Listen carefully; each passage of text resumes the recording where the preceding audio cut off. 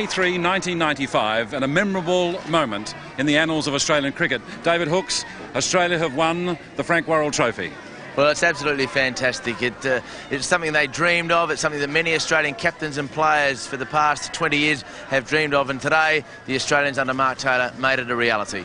And they've done it by an innings and 53 runs, which is an astonishing result. I think at the start of the summer we would have said perhaps a victory was achievable in Trinidad, perhaps in Antigua, but never in Bridgetown and never in Kingston, Jamaica. No, that's right. I don't think it was any coincidence that the West Indies Cricket Board arranged the bookend test matches, one in Barbados and one in Jamaica, believing they could win both those, certainly not losing both, and losing them so comprehensively, one in 3 days and one in 3.5 days. A fabulous result for Australia, and they have been the better of the two sides throughout the tour. Absolutely wonderful, wonderful cricket was played right throughout. Some very dramatic moments, some exciting catches. It's just wonderful, absorbing cricket. So sit back and enjoy it as the PSN commentators take you on this wonderful journey around the Caribbean.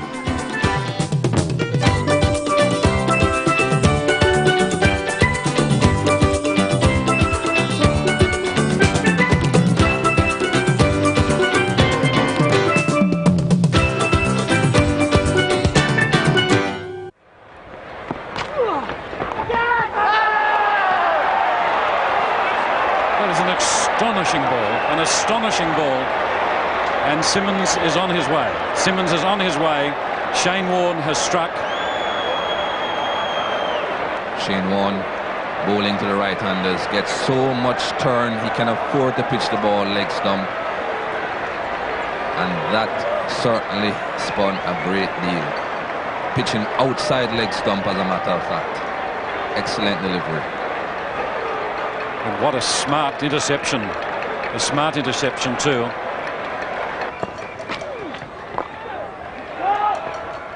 He's a long way down, he's gone. Appeal for a run out, perhaps he'll be asking for the third umpire, but Richardson knows he's gone, he doesn't have to wait for it. Brilliant bit of fielding by David Boon, and the return hitting the stumps. Even if it hadn't hit the stumps, Richardson was going to be in trouble. But just to make sure, Boon hits the stumps and the West Indies lose an important wicket, that of their captain, and they're 3 for 87. Well, I said at the start of play that fielding would be so important. It bounced nicely for David Boon, but look at that, that was a suicide run. Great catch, Mark Taylor. And what a pair of hands and what a breakthrough for Australia. Blewett slanting it into the pads, and Brian Lara attempting to whip it through mid-wicket. And that short mid-wicket position that Alan Border made his own for Australia. And Mark Taylor is continuing in the tradition, Michael. Well, that was an excellent catch by Mark Taylor. He catches so well wherever he is. That ball was well hit by Brian Lara. He had to dive to his left, but he got both hands to it. So Brian Lara departs. It's 4 for 155.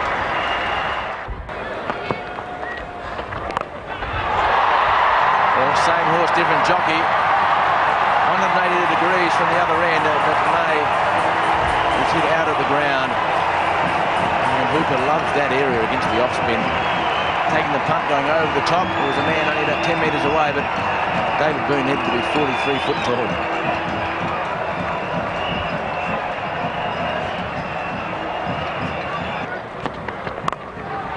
Oh, that could be out. That's a real steepler. Tim May's under it, it's a big steepler, and he's caught it. Terrific catch, good catch, excellent judgment. That was up for a very, very long time. A lot of blue sky here, only a few clouds to judge it against the background. And it looks simple when they go up a long way, but against the blue background in the sky, that was a nice catch. Craig McDermott deceiving Carl Hooper. Slower ball, so he got under it, steepled it up in the air, and well judged in the end. Never really looked like missing it. But it's an excellent innings of 84, and it's now 8 for 242.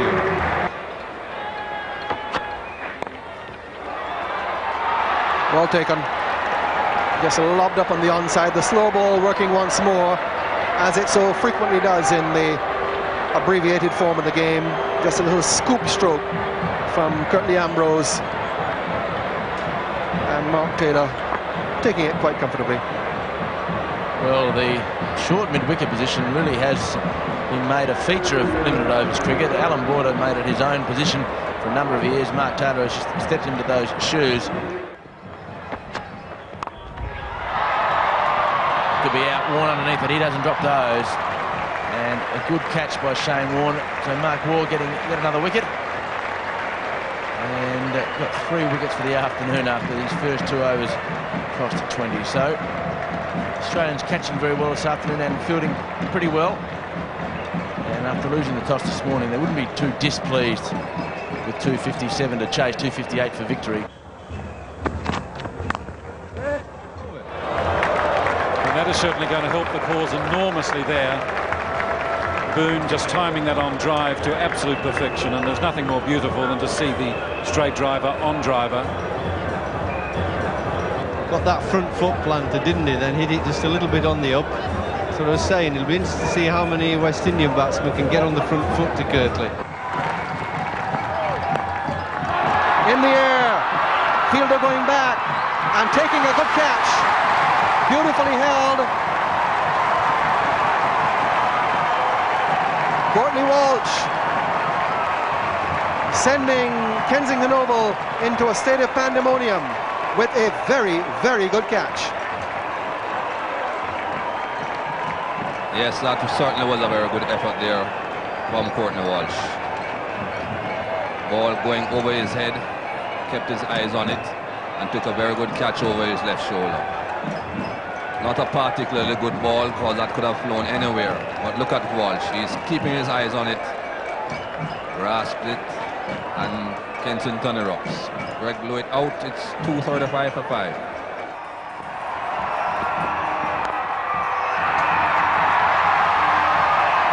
An invasion of the ground, a single, and the West Indies have won the match by 6 runs.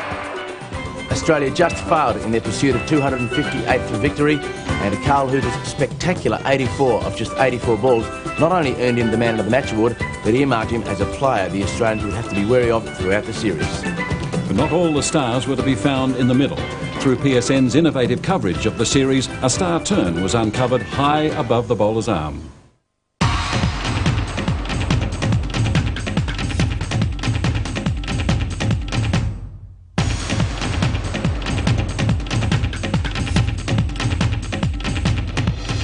I sometimes just change the ball, just there, sometimes I change the ball, and here it's really squeeze the ball out, and hopefully your position of your wrist is like a leggy, and as you can see, hopefully it doesn't bounce much, which it didn't. You can just see the seam turning around a little bit, which means it didn't quite come out right, which meant it sort of, these slow wickets, it just holds up a little bit instead of skidding on. Well, more of that great spin vision with the master later on in the program. But right now, let's move to the second one-day international in Trinidad, where 22,000 local fans packed the Queen's Park Oval in expectation of a Brian Lara masterpiece. The West Indies made one change. Curtly Walsh took over the leadership in place of the injured Richie Richardson, while Australia replaced Tim May with Glenn McGrath. He's gone. He's gone. We're just talking about Carl Hooper's hands. And look at the hands, the reaction there. Slater got that pretty well, advancing, and Hooper casually, interception, thrown it in the air in delight. He's being embraced by his teammates, and that's a critical breakthrough because Slater was building the foundation, caught and bowled by Hooper. That's a big 6. It really is a big one. Yeah, easy striker, as I said, he hits to the onside all the time. You've either got to get it right up in the block hole, or I think you've got to get it outside off stump on a length. They'll be pushing for 2 here.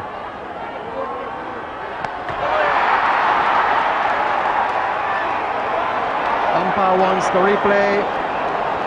Umpire Cumberbatch calls for the replay. If he's out, Australia finish 1 short and finish on exactly 260.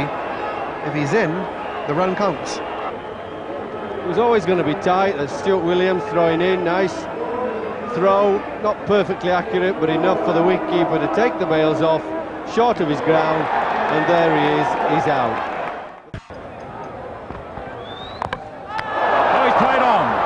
Played on, leaning back, trying to cut, played on, and Simmons in frustration just kicked at the ball. He was playing with such authority for the second consecutive game. Out of luck, chopping on, at least a reward for McGrath's persistence. He's out. Blewett's got Lara. And as Michael Holding said about an hour and a half ago, that if you try to squeeze it down to third man, you risk the chance of only a single or an out. And what a wicket for Australia, and what a wicket for young Greg Blewett. He's gone full toss. Straight to mid-wicket. Hooper goes for 55. Crucial breakthrough. Well, it was, and it came as a bit of a shock, really. He's been playing so well, Cal Hooper. I did keep saying that if the Australians can keep sneaking a wicket, they're always in the game. He's got hold of that one, a big one.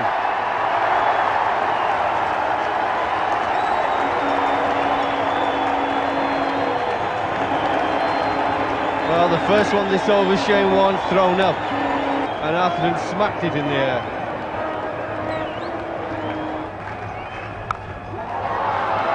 It's in the air, catch for David Boon. Steepler, taken. That's it. Australia have got West Indies now, 8 for 232. That's up in the air as well. Someone's coming around to take it, and there's a little bit of confusion, and he catches it. Mine, yours, mine. In the end, it's ball rifles.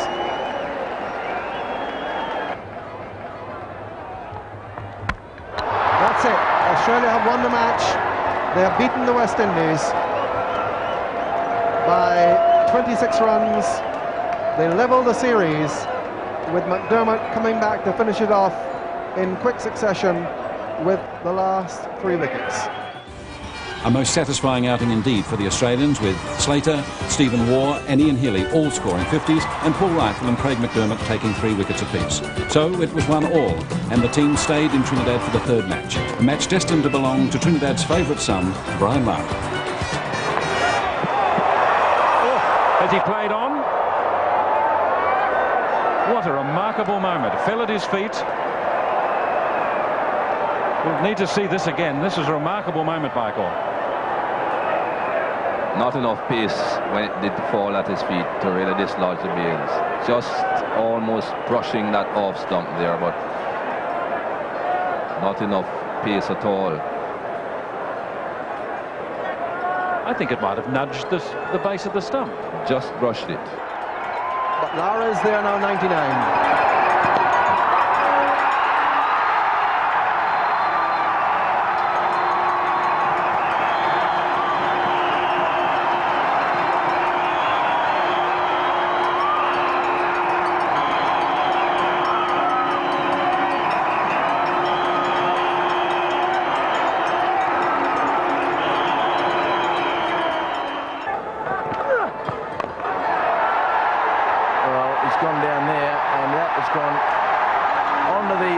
Track and one bounce to the top tier of the grandstand. He took the fieldsman on at wide mid-on, and I guess when you're 120, you go down to the leg spinner and you have a free swing of the bat, you've got a fair chance of hitting it out of the park. Oh, pick the bones out of that. And Brian Lara, well, 180 degrees from where he just hit Shane Warne. 6 at the other end of the ground, then 180 degrees, 6 off Steve Waugh. Well, he swung that high, and it's gone over the park again. Yes, it has. Well, 3 sixes in his last 3 scoring shots for Brian Lara. Warne and Waugh and Waugh, and one gets the feeling that his home crowd are reasonably pleased with the way that their young man has done playing, Michael. What did you say about good players getting a boundary and then a single? Well, apparently the great ones get a boundary and then a boundary and then a boundary. He's done it again. He's got a chance, he's out. Great catch at mid-wicket. And Reiffel just drifting back, putting his arms above his head. A very good catch in the end of what has been A scintillating performance by Brian Lara, 139, and he will get a standing ovation and thoroughly deserved. You don't see much freer scoring and better striking than that, Michael. That's right, an excellent innings by Brian Lara. 139 runs over 123 balls. It's 4 for 260.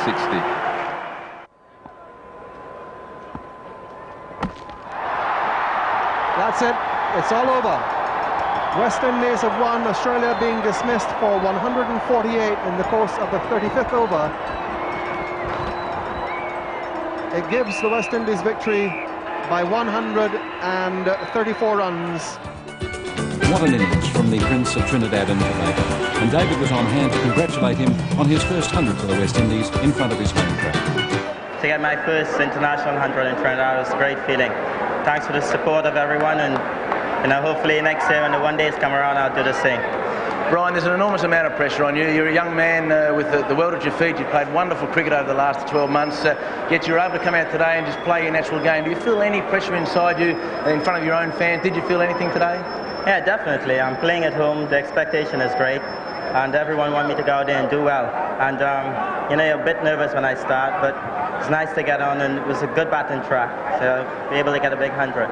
Brian, just finally, it has been billed as the World Heavyweight Championship showdown of the cricket world. Do the West Indians still have a great love of playing against Australia? Yeah, I think they're very competitive. We love playing against Australia. The last two series have been 2-1 victories to us, and we know how important it is to keep our record, so we'll be looking forward to maintaining our success. The fourth match was played at the beautiful Arnisvale ground in St Vincent. Australia needed to win the match to level the series, but were forced to make two changes. Ricky Ponting came in for the injured Mark Waugh, while Damien Fleming prepared to fly home with a recurrence of a badly damaged shoulder. The West Indies made one change, Campbell for Williams, but the day belonged to Carl Hooper and Phil Simmons. Gone over cover, and he may go out of the ground into the stand. The umpire not sure, and the fieldsman says to him at 6.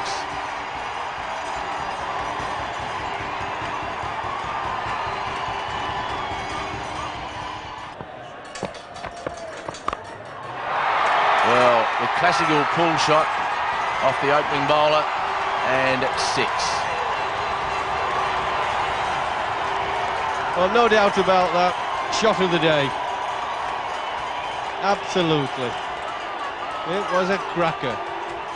Oh, just picked it up from shorter length and didn't help it on its way, just belted it over mid-wicket. That's a man in top form, confidence very high indeed, and he is a superb timer of the ball when he's in good nick. And what an authoritative way to finish off the match.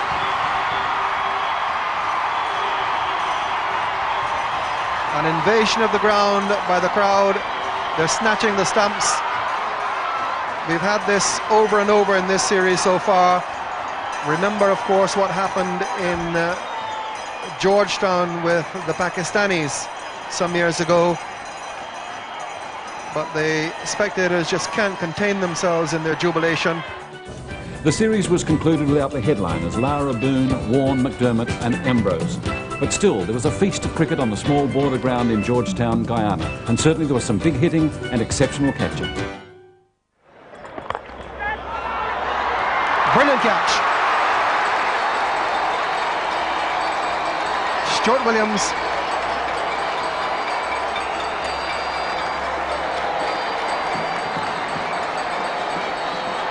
Sherwin Campbell, correction.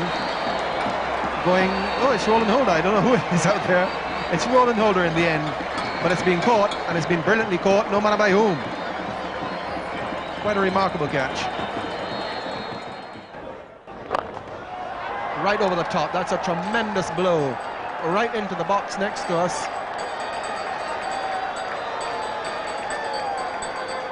I hope they're safe in there. Tremendous bang. Luckily for us, it didn't come straight up. Absolute blow by Mark Waugh, full of certainty.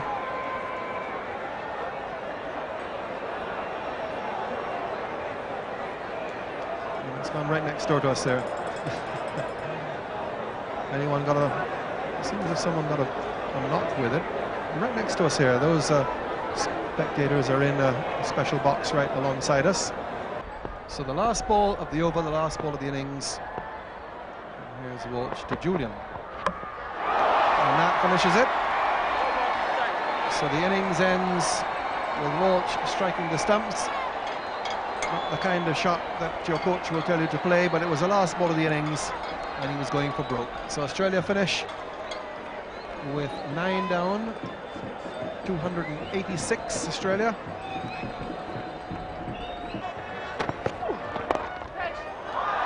He's got it. Plucked him out of the air and held on. So Simmons goes, Mark Slater pulling that catch down at mid-wicket, and the West Indies losing their 3rd wicket for 172. Saw a great catch from Holder earlier in the day with 2 hands, but Phil Simmons can afford the wry smile. He made 70, and Slater, the ball bobbled out for quite a while. Up in the air, look at that. Brilliant. 1 hand up, and then into 2 hands, a la Holder this morning, but perhaps a little bit more spectacular. And Phil Simmons goes after a bludgeoning innings of 70 of just 63 balls. The West Indies 3 for 172.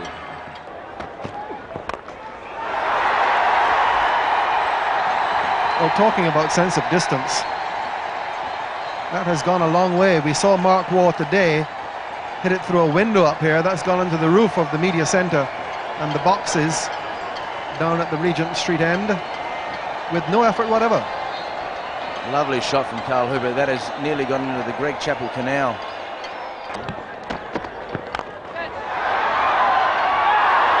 It's a glorious catch.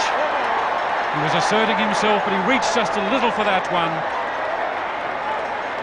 And going wide to his left, Slater has taken his 2nd wonderful catch.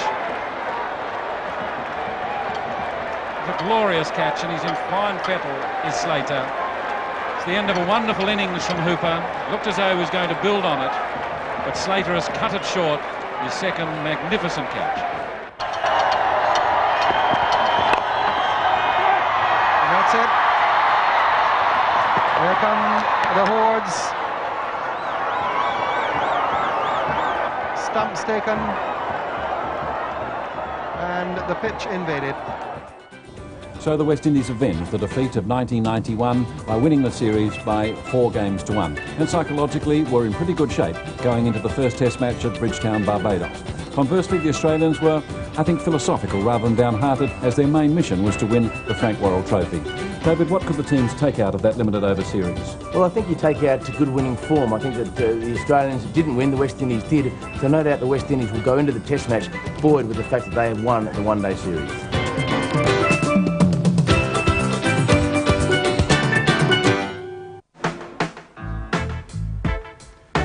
27 years after his death from leukemia, Frank Worrell still embodies the spirit of cricket between the West Indies and Australia.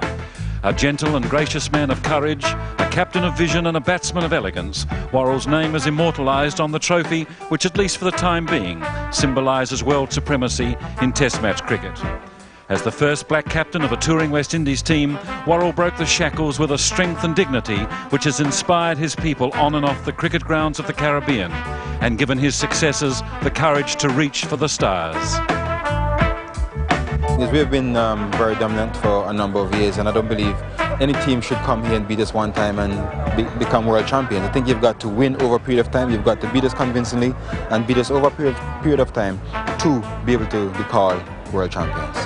Mark Taylor has a different challenge to maintain morale despite the wounding loss of Craig McDermott. I think we're very excited about it. We've been over here now for 4 weeks and really haven't played our best cricket, but we've all been looking forward to the Test matches. That's what we're over here for. That's what people remember from the series, so we're really looking forward to it. Craig McDermott cried, and a nation cried with him when he fell from a wall in Guyana and had to hobble out of the contest. To add to the Australians' frustrations, McDermott's counterpart, Curtly Ambrose, their nemesis for the past 7 years, appears to have regained fitness and form. In the absence of McDermott, the weight of the world has descended on Shane Warne after just 2 years at centre stage. While Warne provides the spark of genius for Australia, it is Brian Lara, the prince who became a king a year ago, who is most likely to hold court for the West Indies. And he will do it with an ease and elegance which will revive memories of summers past, summers graced by the redoubtable Frank Worrell. Well, the Worrell Trophy Series, David, that's really what both teams were interested in. Yes, it was, and the players from both sides are desperate to get their hands on that Frank Worrell Trophy after 4 Test matches. Well, surely the Australians must be unsettled somewhat with the absence of Fleming and McDermott. Yes, they will be. Of course, Barbados traditionally the fastest of the pitches here in the West Indies, so the loss of those 2 strike bowlers will unsettle them, but it gives somebody else a chance. And what are the 2 young boys for the West Indies, the 2 opening batsmen, Sherwin Campbell and Stuart Williams? Well, gee, those 2 young kids would be pretty pleased that the 2 main strike bowlers for Australia aren't out there. But talking about the Barbados pitch, it's a good one to bat on, has been for many years.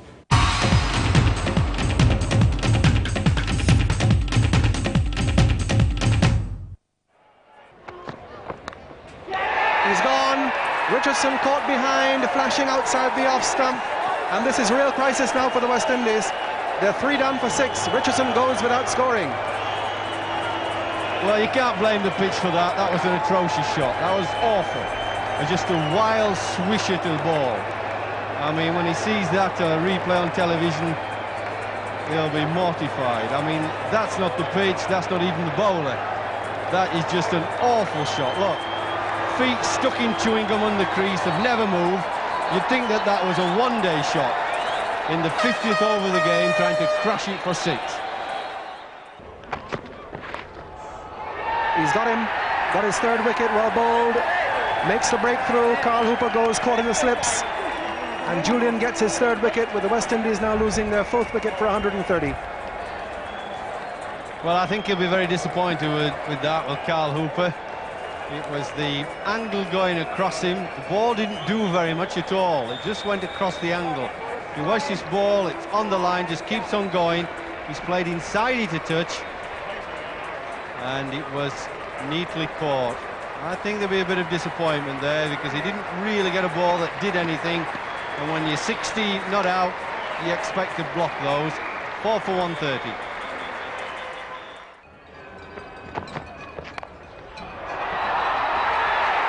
He's gone, I think, at the 3rd attempt.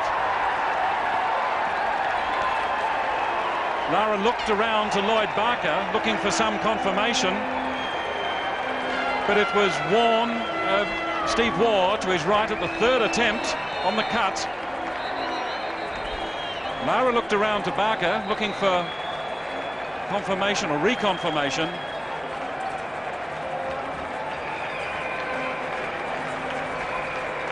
Again, it's the bounce here that Brian Lara is unable to get on top of that shot. Right to Steve Waugh, bounces out once, he grabs at it again. Finally, well, I can see now why Brian Lara looked behind him. He wasn't too sure if that ball had actually touched the ground. Very difficult to say there, but Steve Waugh claimed it, so it's 6 for 156 to West Indies. That's the end of the innings. Murray goes. The West Indies are all out for 195. McGrath gets the wicket. Murray looking for the cut shot. Mark Taylor snaps up his 3rd catch in the slips. And Australia have the early advantage in this opening test. The West Indies are all out for 195.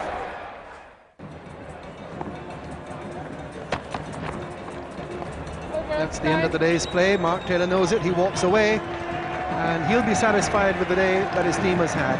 The opening day of the series, they're 2 for 91, having dismissed the West Indies for 195. He's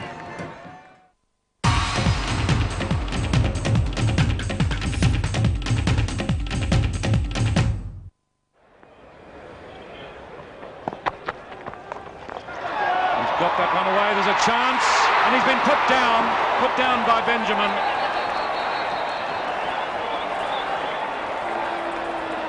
He played for that, he bowled for that, Walsh.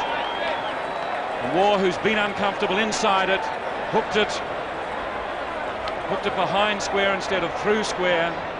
Benjamin got the hands to it, couldn't hold it, put it down, a critical miss. He's gone, beautiful delivery. Magnificent ball from Ambrose, makes the breakthrough.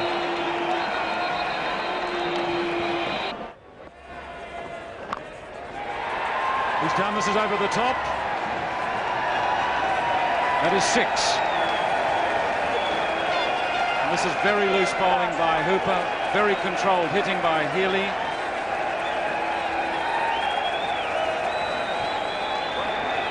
And another 50 for Healy.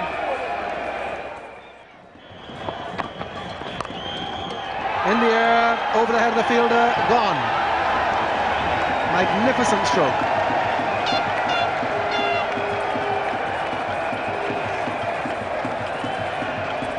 Yeah, terrific shot by Healy, just drifting into him on his pads, flicked it away, get it on the up. In these smaller grounds in some place of the West Indies, it's easier to hit the sixers. Don't want to be giving him this opportunity. These are vital and valuable runs that are being got.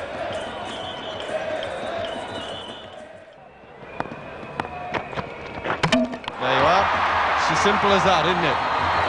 If you can't bat, why bowl wide? Bowl straight, knock the balls out of the ground, and that's the end of that. You don't need the umpire, you don't need Lloyd Barker or anybody, he's gone. Well done, Winston Benjamin.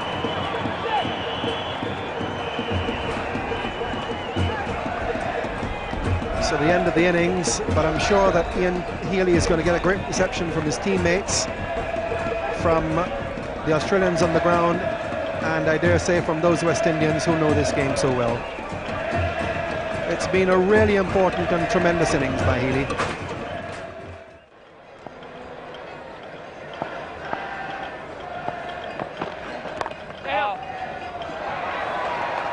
Error around the corner.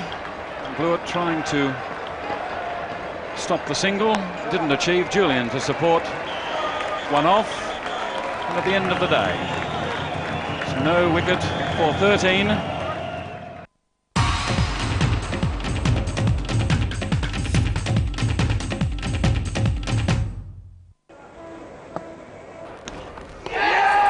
Bill for a catch behind, he's gone. McGrath has struck. And so the West Indies young openers have failed again. Watch where it pitches. Yep, pitches on, leg and middle-ish, middle at the most. And it's that skidding through. Pretty good ball, really. Pitching on, going across him, and just nicked it. Now they really are in trouble, Lara. West Indies. He's gone. Hooper has hit the catch to mid-off. The West Indies have lost their 4th wicket for 57 and are really in further trouble. That's good rewards for Brendan Julian, bowling just an impeccable line and length, and beating Hooper outside the off stump a couple of occasions. And there Hooper was determined to get bat on ball, he did so, but wasn't able to keep it on the ground. I think frustration got the better of him on that occasion. So he goes, caught in at mid-off by poor Reiffel, and the West Indies, with a deficit of 151, find themselves 4 down for 57. Oh, he's bowled him. He's bowled him in the last over before lunch. What a remarkable moment.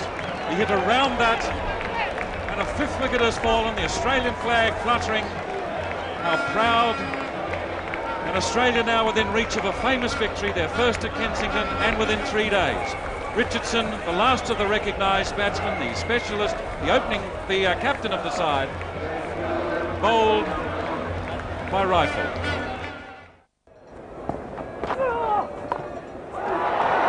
A chance here. Moore running the wrong way. Great catch. Stephen Moore. Great catch, Stephen Moore. And, well, what a breakthrough for Australia. Murray has gone.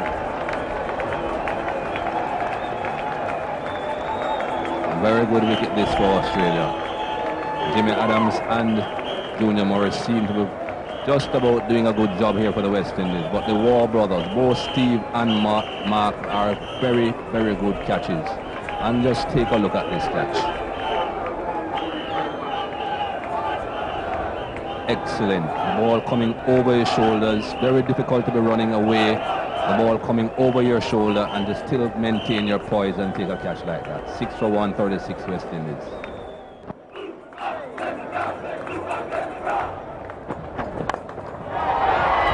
He's out, straight into the lap of the mid-on fielder. West Indies have lost their 8th wicket for 178. So Ambrose's little innings finishes and McGrath gets him once more. That's the end of it. Huge swipe. So the West Indies in no mood here to extend the match any further.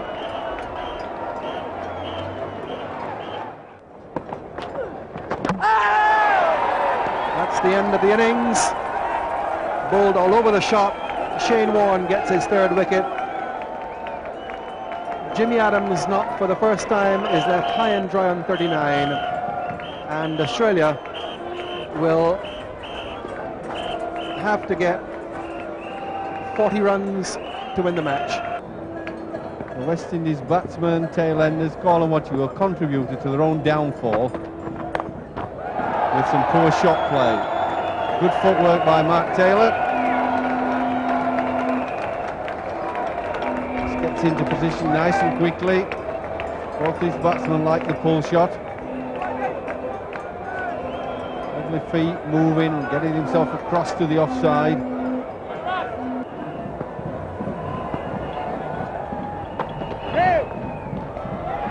Well, the crowds are going to invade the ground, in fact. So no ball, and the match is over from a no ball. Rather anticlimactic finish. Stumps have been taken out. Swarms coming up on the ground. Australian flags all over the place. This is a significant triumph for Australia and a depressing defeat for the West Indies, as there is a bit of a confrontation and a scuffle as we saw in Trinidad at the end of a one-day international. On this occasion, a spectator is involved with the Australian captain, Mark Taylor. Well, really, this shouldn't be happening at the end of a match. It happened once before in this series, and nothing has been done about it. But let us say right away, heartiest congratulations to Australia for a tremendous victory. They have really deserved it. They have played by far the better cricket, and the result is that they have won by 10 wickets. Well, what a stunning result for Australia. A win in under 3 days in Barbados, a ground where previously Australia had never won. On the first day, Brendan Julian bowled well with Glenn McGrath, and then on the second day, the Australian batsmen led by Mark Taylor, Ian Healy and Steve Waugh, all of whom made half centuries, gave Australia a lead of 151. And then in the second innings, Glenn McGrath bowled beautifully to take 5 wickets, to give him 8 for the game and the Man of the Match award. A fantastic result for Australia. The dressing room, as you would expect, everybody happy, everybody ecstatic about the fabulous win, and no doubt the Australian captain Mark Taylor was also well pleased. Once again, I thought our bowlers got the most out of it. They really hit the deck hard, bowled a good length and made them play. So we bowled very well, so we deserved to win. While Mark Taylor was cheered to the echo, his counterpart, Richie Richardson, was jeered by crowds and critics throughout the Caribbean. There was even speculation whether he still had a job. Well, it's a bit tough, but we have learned to live with it, and we've just got to continue to do our job and to do it effectively, to work hard and try not to lose any matches whatsoever. Because as far as they're concerned, we are perfect, and we have to live up to that expectation. You really cannot make a mistake, can you? Well, not at all. Not at all. But as I say, we are always in the firing line, and we just got to take it. Has the year off freshened you up as much as you would have hoped? Yeah, most certainly. I'm feeling almost 100% better. I've been training hard. I never had the opportunity to train as much as I am at the moment. So that rest gave me the opportunity to really work on my physique. And I've really relaxed and really looked at what's ahead of me and reflected a bit on the past. And now I'm feeling totally rejuvenated. And I'm looking forward to having a good long run at this level. Underneath the Southern Cross they stood, celebrating Australia's first win at Kensington Oval in Barbados last Sunday.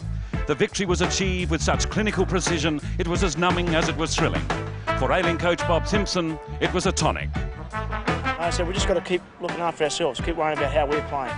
If we keep playing as well as we did last weekend, we're going to be hard to beat. Test cricket at the vibrant recreation ground in St John's has enhanced the offshore profile of this small island, which offers tourists a different beach for every day of the year. But it's not a holiday destination for everyone.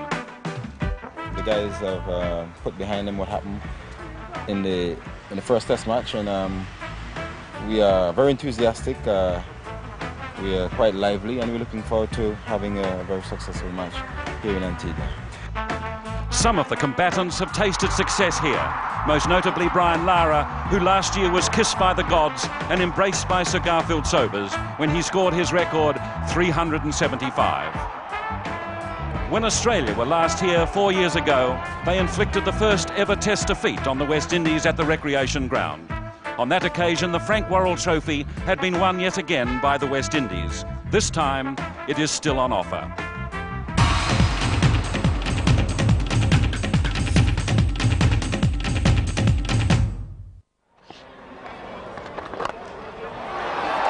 Well, he's gone after him right away. Hasn't wasted any time, Michael Slater. That's a 6. Now Hooper's third ball.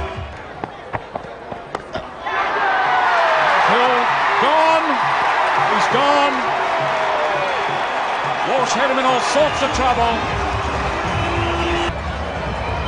I'm not too sure exactly what shot Michael Slater was playing here, but he certainly got pinned up. The ball cut back at him sharply, hit the bat, went down to his side pad, and then Jimmy Adams did the best. Seemed as if he was trying to give himself room to cut. Well, it's 2 for 84 Australia.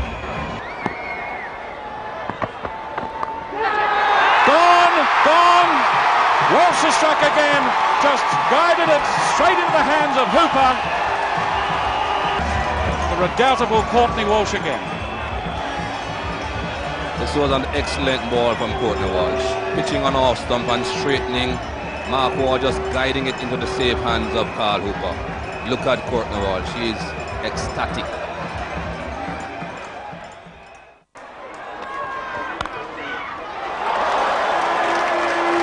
There's a way to respond to crisis. Driving very, very handsomely indeed.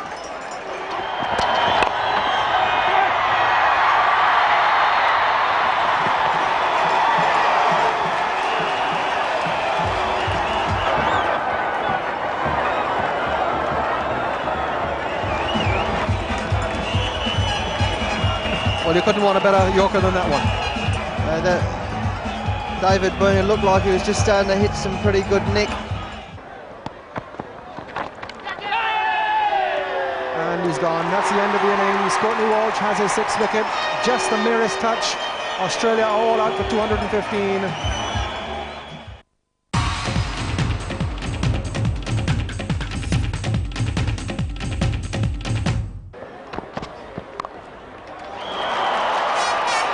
Delicately played.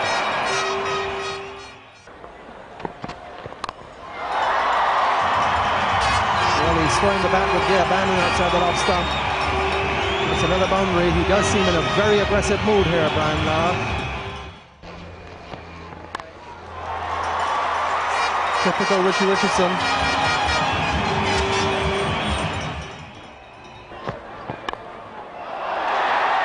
Gone from a responsible moment to just a small lack of judgment. Yeah, it's a little bit of a loose shot there from Richie. Just sort of pokes at it really, just sort of pushes away from his body. Didn't really hit it, wasn't trying to hit it for 4, wasn't trying to do anything. He just sort of flailed at it a little bit, just loosely, and it was an easy catch to Steve Ward in the gully. 2 for 106. That's the gap, and that's the shot that Shane Warne is trying to entice Adams to play, because to get it through there against the spin, the batsman has to go a little bit inside out. But when it becomes a genuine half volley. And a big appeal from Shane Warne. He really feels confident in this one. And he's given him. And Shane Warne's appeal was genuine and confident all the way down the pitch. And Adams goes. And let's have another good look at this. It wasn't a normal leg break. Pitched in line, went pretty much straight on. And that was pretty adjacent. Jimmy Adams departs. It's 3 for 168. Gone! What a magnificent catch by Boon! Thrusting himself wide to his left, got his hand to it. That's an exceptional catch. An exceptional catch, and it would require something like that to get rid of him. Well, he's a bit cross with himself, Brian Lara. He can understand. He tried to work the ball from off the stumps through the onside. He didn't try to hit it hard, he's just working it round the wing at Steve Boyce. He's taking it from a foot outside off stump at least. He's just trying to work it. It's a brilliant catch. I mean, I know the catch didn't go hard. It wasn't a hard hit, but he had to stretch a long way up in the air, and it was a vital catch as well. Well, he's come down and hit that a big way. That's a typical Keith Arthurton response.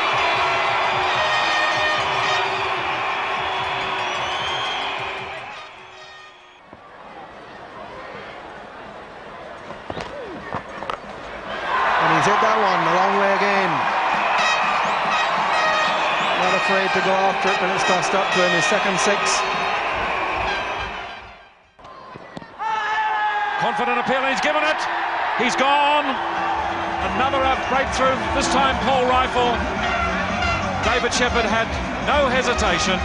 The Australian flags flying proudly underneath the Southern Cross, and the Australians are delighted. Well, there's a little bit of a shuffle there from Junior Murray. Just shuffled across his stumps, a little bit of a from the back, little half step, just angled back. Would it have missed? I don't think so. I think it's a fairly decent decision. Might have missed, but you've got to make a split-second decision, and that's a big, big blow for West Indies. 7 now for 240. Gone. Ambrose is gone. Reiffel strikes again, and the Australians are back on top. Clawed their way back. Some really tough competitive cricket, no footwork from Ambrose, just stood there, put the bat out to dry. Not a very good shot, really, really poor shot. 8 for 240. Gone. Straightforward catch, and yet another catch to Mark Taylor, who has just caught exceptionally, both in Barbados and again here, and he hurries off. The Australian flags fluttering proudly. It's a tremendous performance by the Australians. They've clawed their way back into this match. West Indies all out for 260.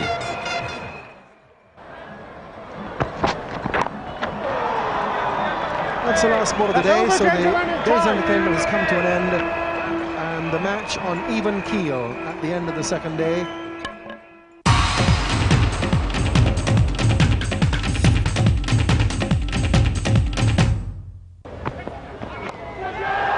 Beautifully caught, magnificently taken. Well, that is the type of catching that we used to see Richie Richardson do in the slip cordon. This was brilliant. Look at that. David Boon flew through the air. Well, he flew and sailed through the air. Brilliant catching by the captain, Richie Richardson. And as Michael Slater goes off, the covers come on because the rain has started here at the Antigua Recreation Ground once more.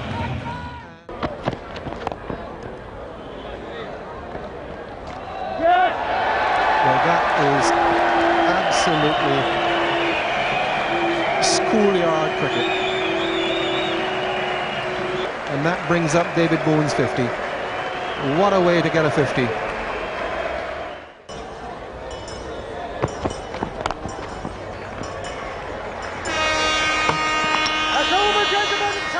So there it is, the end of the third day's play, a frustrating one with dislocations because of the rain.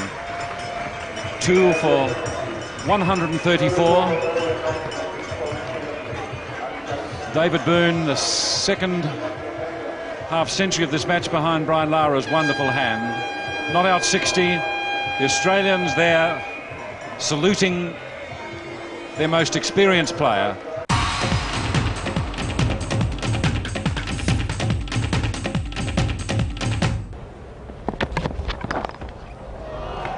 It's a glorious shot.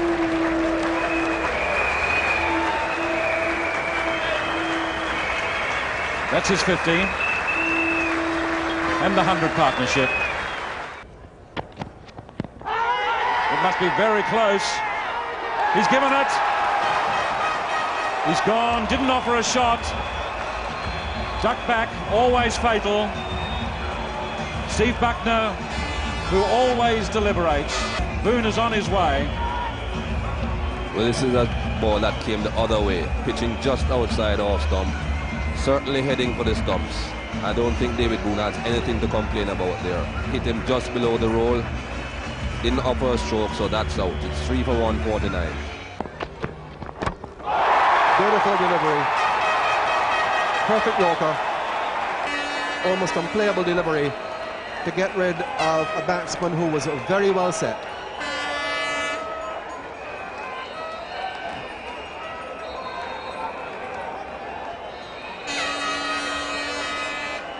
Australia are 4 for 162.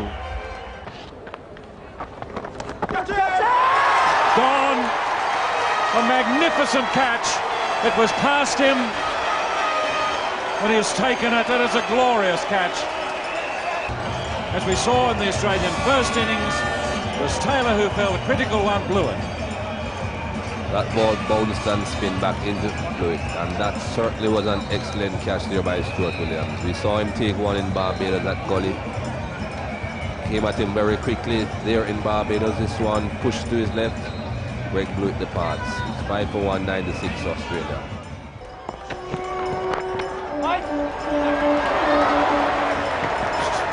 Got that one away sweetly. To hurry. He's gone. He's gone. David Shepherd had no hesitation. Jimmy Adams in the deep. And that's exactly what the Australians didn't want just before the adjournment, and it's what has happened consistently.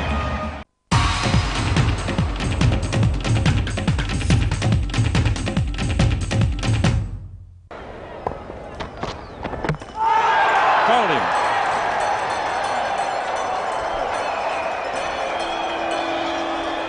And Reiffel strikes for Australia. Australian flag flying high. Richardson's colours lowered. Well, Australia will be very pleased with this dismissal. Ball passed outside the edge of Richardson's bat. Played down the wrong line. It's 1 for 11 West Indies. Fouled him. Very casual. But it's a nice one to have on the CV. Lara outbowled. Yes, whether the test match is dead or not, this is always a prize wicket to get. Brian Lara went right between bat and pad, playing across the line of the ball onto the onside. If he had tried to play a bit straighter, I think he would have probably hit it straight back down the wicket. It's 2 for 69, the West Indies.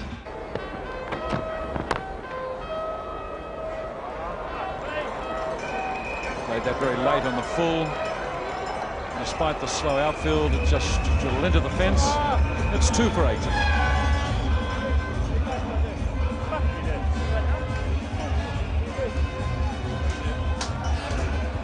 And so that is it. Regrettably, the rain ruined an absorbing test match and frustrated the players, particularly the fast bowlers who struggled to keep their footing.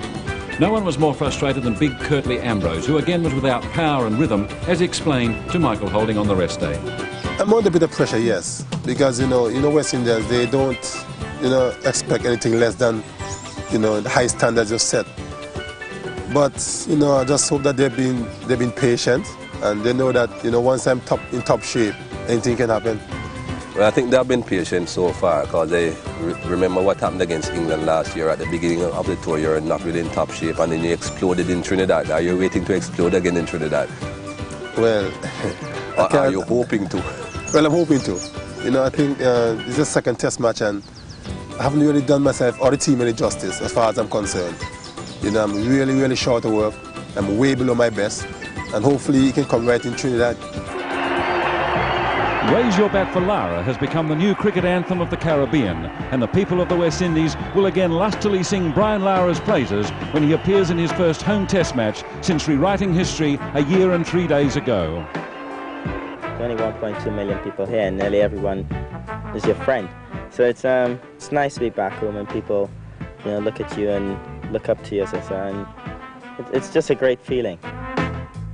Australians, meanwhile, are lifting their lids to David Boon, their favourite islander, who becomes just the second Australian cricketer to play 100 test matches. When we take the field, it'll be a very proud moment for me. It's sort of it's something you dream of, in a way, and when I first started playing test cricket, I never even contemplated 100 test matches, and it'll be great. I'm looking forward to it. And Boon will have his time in the sun as the Australians intensify their bid for cricket's holy grail, the Frank Worrell Trophy.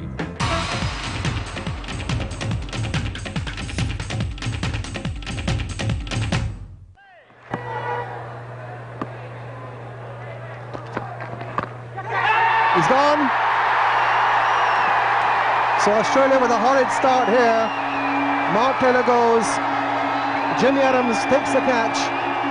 And the high-fiving West Indians are jubilant. Well, what a start for the West Indies. Just the dream start they were looking for. Richardson had the leg side trap. Curtly, very sharp catch. And pandemonium here at Port of Spain. Just the start they've been looking for.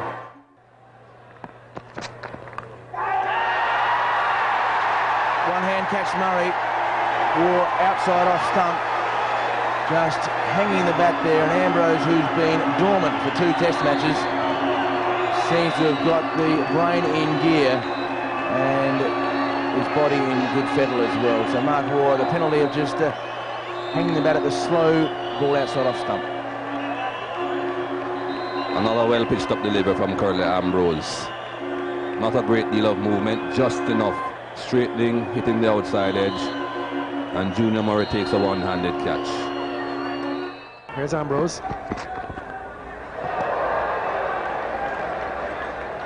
Just emphasising the slow nature of the pitch. It took an hour to get to Junior Murray.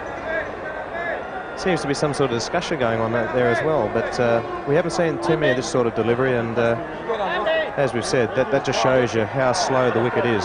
And they're exchanging a few words out there, batsman and bowler. It's just shows you how serious these two are.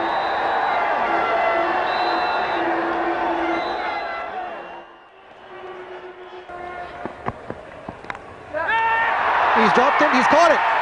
What a reflex chance. That's a tremendous catch, dropped first of all by the keeper.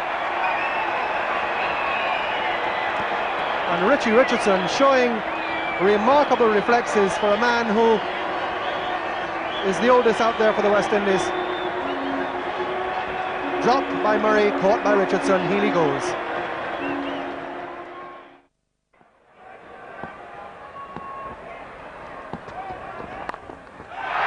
Well taken. Jimmy Adams at short leg.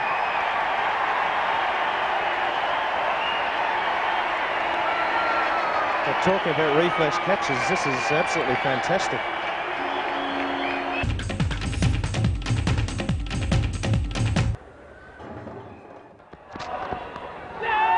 Well, he's gone, has he?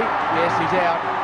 So Ambrose back with a vengeance. 5 wickets to Ambrose.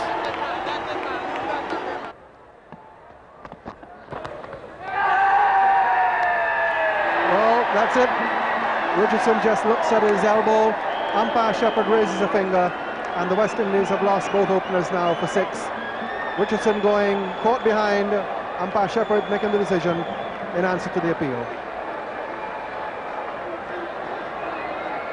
See the ball just bouncing a little bit on Richie. Just, well, flicking something going through there. Very good shot from the Australians, and Richie Richardson was deemed out, caught behind.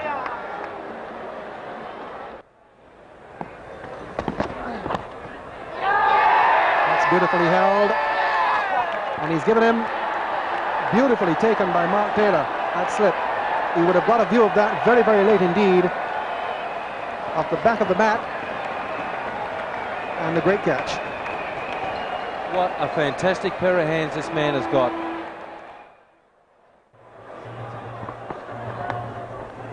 Gone! Gone! And McGrath has struck back, showing tremendous mental discipline there, not to drop his guard. Arthurton, conversely, a little bit overawed by the moment, beaten mentally, and McGrath has struck. Arthurton's gone.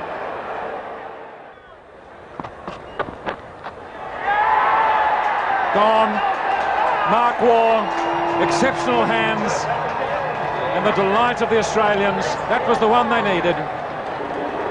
And they have the capacity at the moment. They're so mentally strong to strike when it's required. Wonderful hands again by Mark Waugh.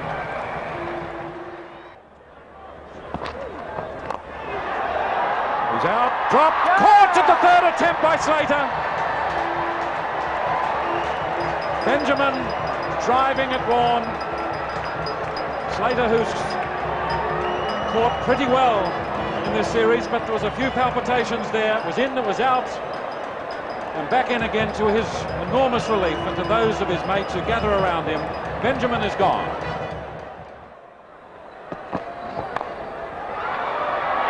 He's got it. McGrath has taken his fourth wicket. Ambrose goes very smartly, and the West Indies are now 8 down. 114, still 14 short. What a great effort for the Australians to claw their way back into this game.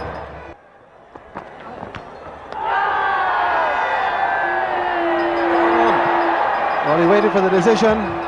Very late, very belated decision from umpire Cumberbatch. And now he has his Michel. 9 for 129. Murray out for 13. And that's it. End of the innings. Full toss. McGrath picks up his 6th wicket. And the West Indies have an overall lead of just 8 on first innings. They're all out for 136.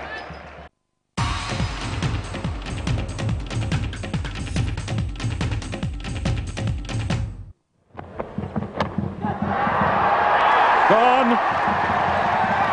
Off the shoulder. The extra bounce.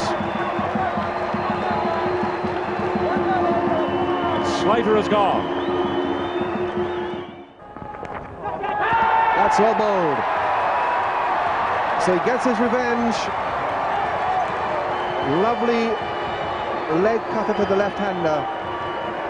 And that's a wicket that the West Indies dearly wanted. Caught in the gully, Chappell. David Boon can't believe his luck here. He's hit that right in the middle of the bat, straight to gully, and Chappell has held on to a beauty.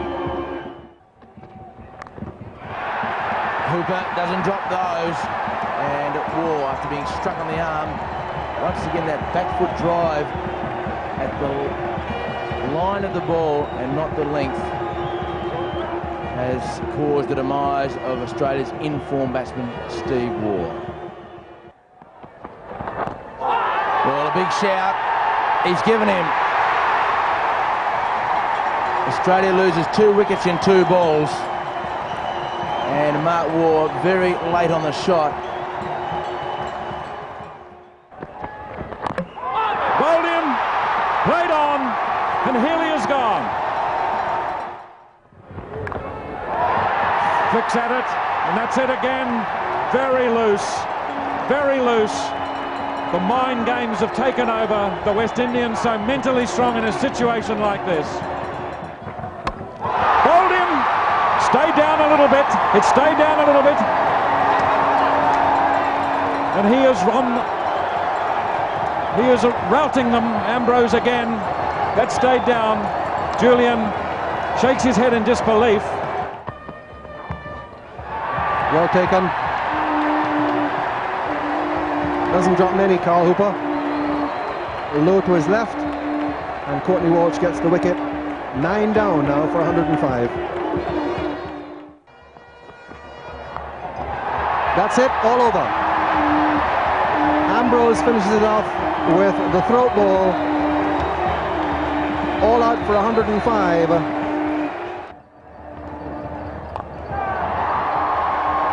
That will be it. Magnificent blow. Clyde Cumberbatch signals 4 runs. Mark Taylor can scarcely believe it's happened. He must be in the deepest shock. Unusually, Shane Warne played a minor role in Trinidad, where a rejuvenated Curtly Ambrose carried all before him and inspired the West Indies to a 9-wicket victory and so to level the series. Nevertheless, Warne was still the star of the show, and with the help of our spin vision camera, he allowed David Hooks to look into his bag of tricks. There's a lot of spin on this one because as you see, the ball's spinning more or less sideways, which means a lot of side spin, which means the ball hopefully will turn a lot but not bounce much. Especially on these low, slow wickets, you'll get side spin with the ball going down like it was there. You'll get a bit more turn, but you won't get as much bounce. This one's not one of my strongest deliveries, but hopefully you can just deceive the batsman a little bit. As you can see there, it didn't quite come out of the hand right, and you can see the seam not spinning. It's just starting to a little bit now, turn a little bit, and not much bounce because it didn't quite come out of the hand right. The wrong one will generally get more bounce because you are getting more overspin on the ball, and when it does come out of the hand, you can see it sort of come out the back of the hand. If you just go back a little bit, you can see it just come out the back of the hand. And what I was talking about before, the position of your wrist. See the position of the wrist right there, and the ball coming out the back. Well, the flipper's the one that everybody's talked about, of course. It really is the ball that everybody talks about, and we can have a look at one right here. Shane. Just as my hand goes down here, you'll see it just change, just there. You can see it just change to get my thumb on it, which means hopefully I can squeeze it out, which I sort of really squeeze it out here, right there, and you can see it just it seems just a bit wobbly, but it still came out okay, didn't bounce much, but because it didn't come out quite right, it just sort of held up a bit in the wicket, so hopefully I can land another one. Now, the backspinner is a new word for new delivery, I guess. I mean, people have bowled it for a long time, but it's a very interesting way that you bowl the ball. Yeah, it's sort of looks like it should do a lot, but generally doesn't do much at all. It's quite hard on the wrist to bowl. You just sort of bowl it out the front, and as you can see, the seam's just sort of going right, which Jimmy Adams not sure what it is doing, so he's very late on the ball. It generally should go straight, but if you don't quite get it right, it can turn, which is very good for lefties. If you can get one to turn and follow it up exactly the same to go straight, if I'm not sure what it's doing, and hopefully the batter's got no chance. 28 years after his death, the spirit of Frank Worrell lives in the hearts of the international cricket community and in the heads of the elite cricketers of the West Indies and Australia as they continue their struggle for supremacy in a fascinating series. To their unbridled delight, the Australians won a famous victory in Barbados, the West Indies being twice bowled out for less than 200 for the first time in the Caribbean. Then came the cursed, frustrating unseasonal rains in arid Antigua.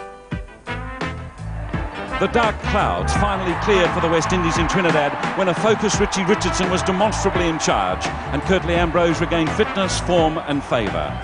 Then the caravan moved on to Jamaica. We would have preferred at this stage to have been, I would say 2-0 up or something like that, but as it is, it's 1-1 and it's down to the wire and it's do or die in this test match, and we're going to make sure we do. They're always very mentally tough. They keep you playing. They've got good fast bowlers who keep you on your toes all the side all the time. You've got to be mentally tough and mentally aggressive, and hopefully we can do that over the next 5 days. While most batsmen battled to find form, Brian Lara, the Prince of Trinidad, showed flashes of his genius against Shane Warne, who for once functioned rather than flourished. And all attention was focused on Glenn McGrath, a young man seeking to establish his identity in the international arena, and Curtly Ambrose battling to regain touch and credibility. And despite the drama of the disputed Lara catch at Barbados, Australia's hopes lie principally with Stephen Waugh, their only batsman in true form.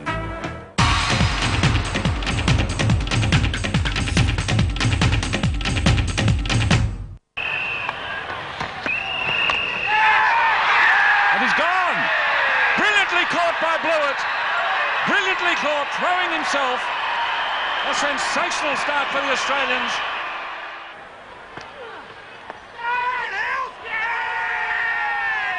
Leaning forward and great embrace. And he's gone. He has walked. Well, astonishing moment. Liebenberg didn't make any reaction. It's gone a long way.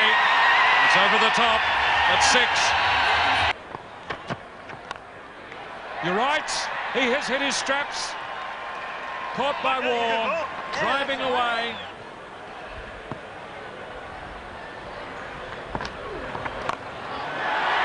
High, long, handsome, into the new stand. He's gone, outside the off-stump, edged, around the wicket. Arthurton goes to McGrath. The West Indies lose their 5th wicket for 220. And once again, a batsman who is seemingly set has been dismissed. That's it.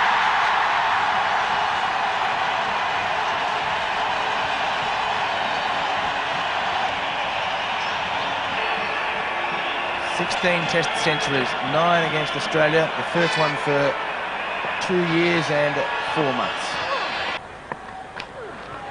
There's a big appeal, Boon, and he's been given. So the wrong un from Warren deceives the batsman, and the inside edge to the pad and loops up to David Boon at back pad. Oh, big shout, and that's out. Yes, it is. Attempting to whack the ball around behind square leg across the line. And again, an undisciplined last ball shot. Big shout, that's out. So the new ball for Australia has taken 2 wickets already, and it's only 5 deliveries old. And the end of a wonderful innings from the West Indian captain, stuck on 100. It's in the air. Will David Boon get to it? He will, and he won't drop that. So Steve Waugh has done it again. The new ball, 3 wickets in 3 overs. That's the end of the innings. Good catch by Healy, high to his right. And it's all over. And no wonder they're smiling. It's been a good day for the Australians.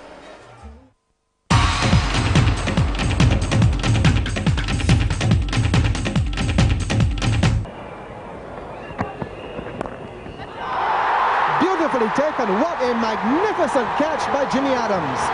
Remarkable. Well, we spoke a while ago about the quality of the catching in this series, and there has been none better than that. In the air, Lara takes it beautifully.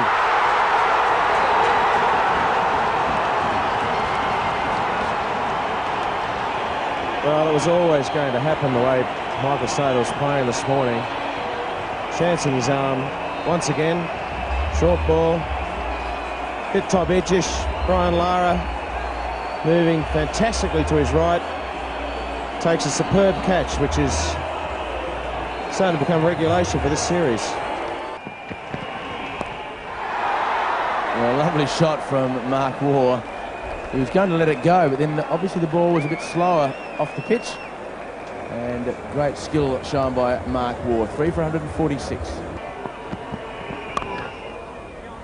A lovely placement.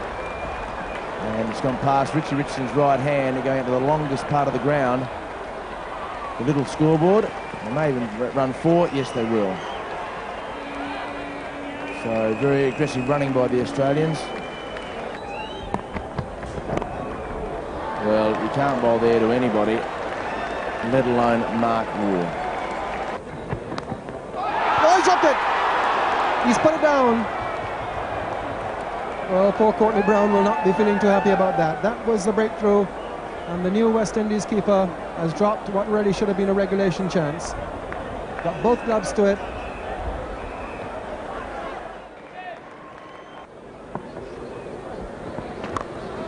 That's well hit. Tremendous blow. Way over mid-wicket, got under it. From the time that left the bat and you heard the sound, you know where it was going to go. But he will not be on 99 any longer.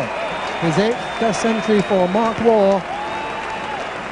Applause from the Australian players and from the spectators around the ground. It's been a fine and very important innings, chanceless by Mark Waugh. And he and his brother Steve have pulled Australia out of some difficulty when there was 72 for 3 before the break. That's what he's trying to say. He's got another stick on the thigh man, stick man.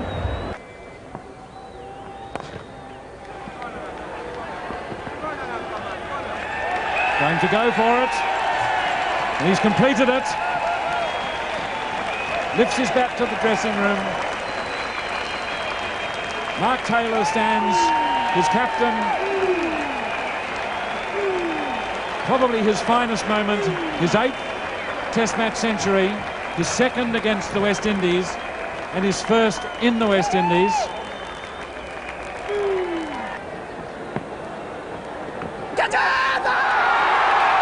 He's gone. Mark Waugh is out.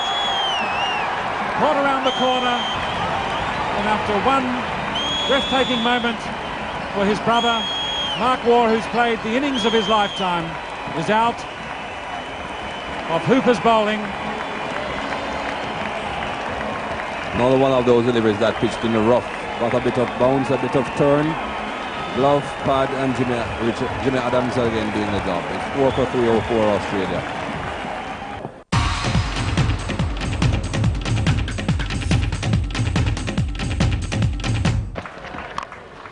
Well struck.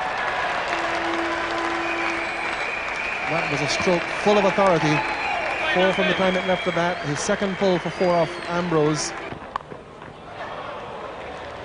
Cutting safely. And there's his 50. Raises his bat. Tips his cap. Gotcha! Well taken. He's got him. Keith Arthurton has broken the partnership with what really was a long hop. Greg Blewett got back and gave it everything, and a good catch by Winston Benjamin. Two-handed to his right, breaks the stand.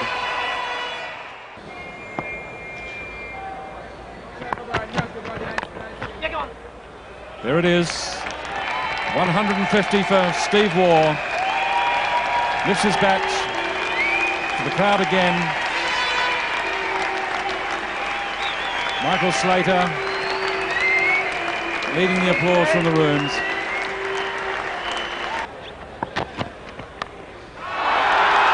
Gone. Healy is out. Caught a slip by Lara, lunging forward.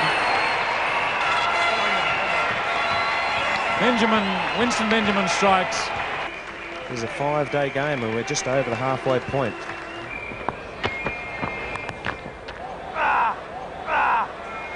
I don't think he's too happy with that blow.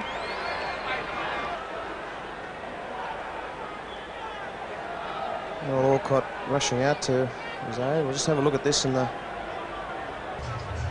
Oh, that's hit him on the elbow, yes. Of the back arm. You see him wearing an arm guard in the front arm, but just missed the bat and bang. Now Steve Waugh has got an opportunity to go over the top, mid-off and mid-on. Will he take this play, or shall he trust Glenn McGrath?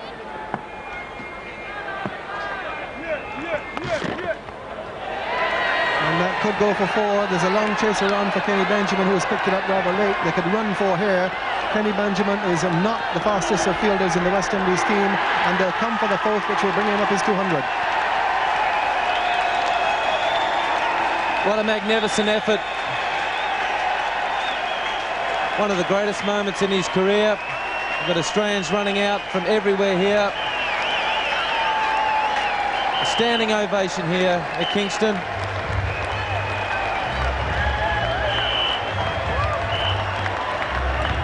Sometimes it's a bit of a shame here when the crowd comes out to congratulate him, but it's better off when the crowd's staying off the ground and off the wicket and giving Steve Waugh a bit of air and take the applause from the crowd.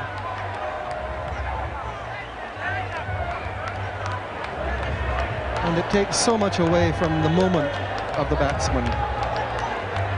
when they're coming all over the place to congratulate him.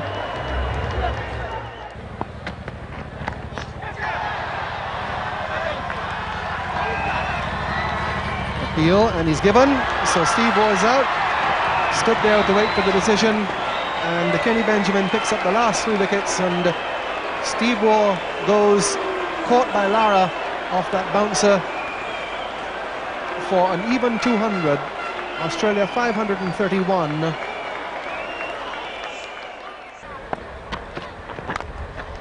Out. Caught and bowled. And the breakthrough that Australia so desperately wanted this evening, Richardson not getting to the pitch of the ball, and the ultimate suffering, caught and bowled. Oh, he's hit straight in front of him, he's gone! What a sensational breakthrough for the Australians. Reiffel, and he's being engulfed by his teammates. Played back, it stayed down. Umpire Clive Lloyd had no hesitation.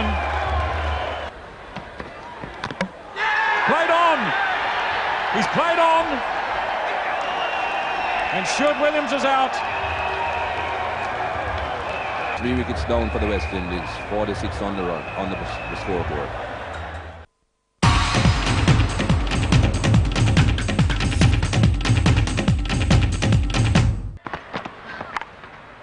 Gone, brilliantly caught.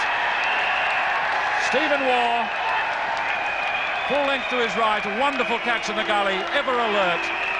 And this man really is just having the match of a lifetime.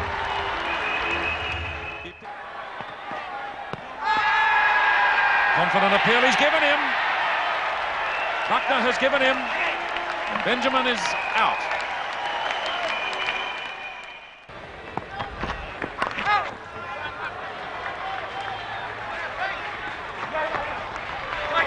The hurry. Called for it. Carl Liebenberg's called for it. The Australians think he's out. Hits the stumps, and he's not really into the picture at all. Clean hit. Ian Healy had to do. And he's gone. Run out.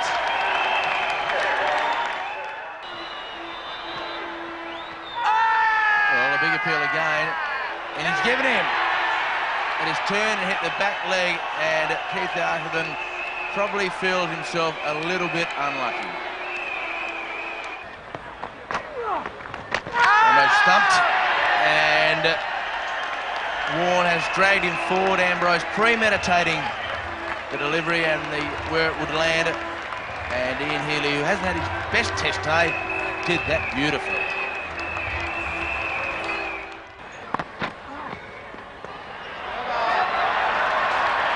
So Courtney Walsh, with a great deal of flourish, have seen off the over. It's in the air. Blewett's under it, and he has taken it.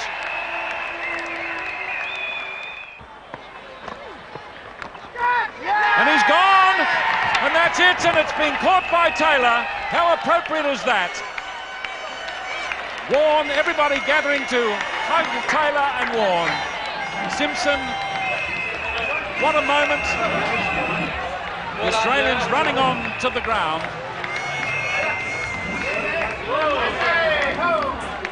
Alan Border there, so proud he must feel. He built the side, and now Taylor has engineered this great win. It's now my pleasure to invite Mark Taylor to come forward and relieve and receive from me the Frank Worrell Trophy. Mark Taylor.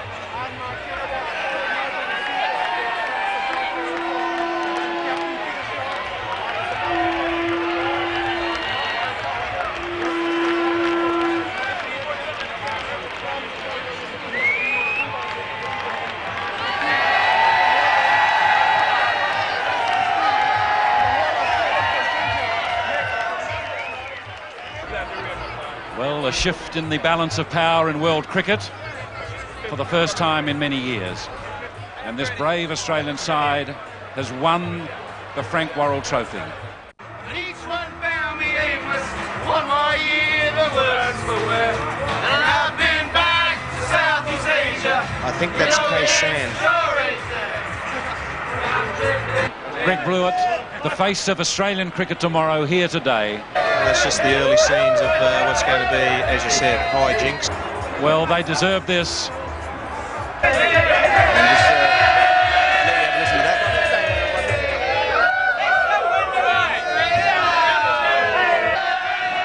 So here we are, just 30 minutes after this fantastic achievement by the Australians, an innings and 53 runs, and the Frank Worrell Trophy is Australia's. David, I think it's a match really that will be remembered not only as a great triumph for Australian cricket, but for the Waugh twins. Well, yes, and I think the headline in the Daily paper said it best. 4-hour operation to separate twins. And I think that really summed up how well they played and how much they dominated this game, particularly after the first day when the West Indies was bowled out cheaply, 265. Australia then, over the next 2 days, thanks principally to the Waugh brothers, they took the game away from the West Indies. Well, of course, the West Indies bestrode the world of cricket for many, many years, well over a decade. The establishment of a standard is one thing, the maintenance of it is another. Is this the great goal for the Australians now, to maintain that standard? Well, yes, it is. It's like winning a grand final. No point in coming last next year. The Australians now have to follow up this particularly fine victory over here in the Caribbean with some stunning victories over the next couple of years. The young players really have to play their part. They have to realise that the legacy the past West Indian champion sides left this side was fantastic, and now this side, the Australian side, has to leave the legacy for the rest of the young Australian sides coming through in the future. Indeed, and that's the greatness of the game, the continuity from one generation to another. It has been the most memorable series in the Caribbean. Australia have won it, and they've won it grandly, and it was a series highlighted by some of the most wonderful bowling, catching and fielding.